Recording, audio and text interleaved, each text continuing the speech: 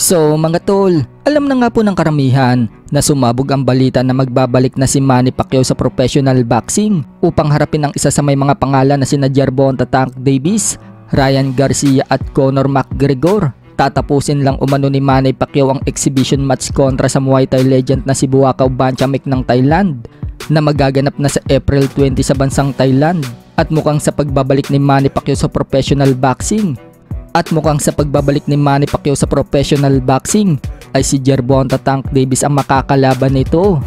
Nagbigay po kasi ng clue ang trainer ni Gervonta Tank Davis na si Calvin Ford kung sino ang makakalaban ni Tank Davis. Sa isang nga pong panayam sa podcast, binanggit ni Calvin Ford na ang next daw na makakalaban ni Tank Davis, ibig sabihin mga tol, matanda na daw pero may ibubuga pa.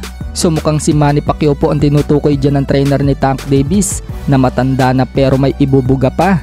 Malabo naman si Frank Martin ang makalaban ni Tank Davis dahil bata pa ito, lalo na ang labang kay Devin Haney dahil may edad pa lang itong si Haney na 25.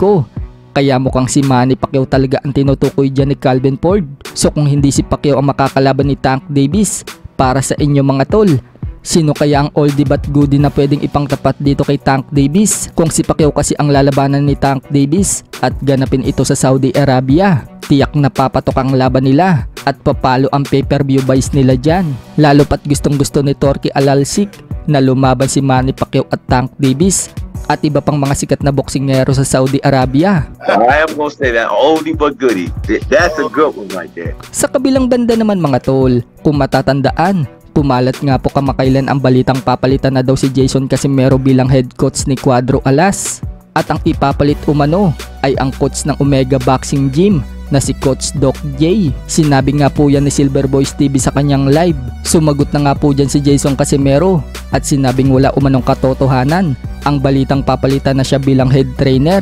Aniya, kung papalitan daw siya, dapat daw kay Cuadro Alas manggaling ang balitang yan at hindi daw sa ibang tao. Samantala, nagpost naman si Casimero sa kanyang FB page ng litrato niya at litrato ni Marlon Tapales na magkasama silang dalawa. Pero makikita sa picture na hindi pinakita ang buong mukha nilang dalawa at may nakabilog po dyan. At tinanong ni Casimero ang mga fans kung kanino daw ba sila tatalpak, sa pula daw ba o sa dilaw. Sa comment section nga mga tol, nag-comment itong si Jason Casimero aka Kuya Lod sa Kalam at minention si Mark Alesna, ang manager ng Treasure Boxing Promotion. Agad naman nag-reply si Mark Alesna mga tol at sinabing malapit na yan.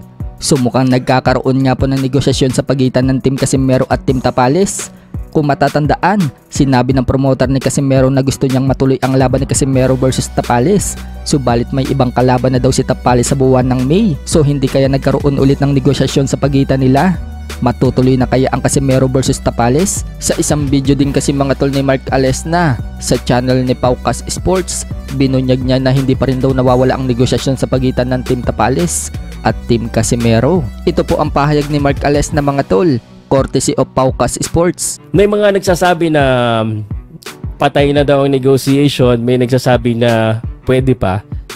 Ikaw, anong sa tingin mo ba? Ito pa ay buhay pa or ano? Mabubuhay. Mabubuhay. Huwag ka magpaasa. Huwag ka magpaasa na ganyan. 50-50. Oy, mataas yan. May mga nagsabi nga sa akin, wala na yan, Sir Pao. Pero basta pag-uusap siguro ulit.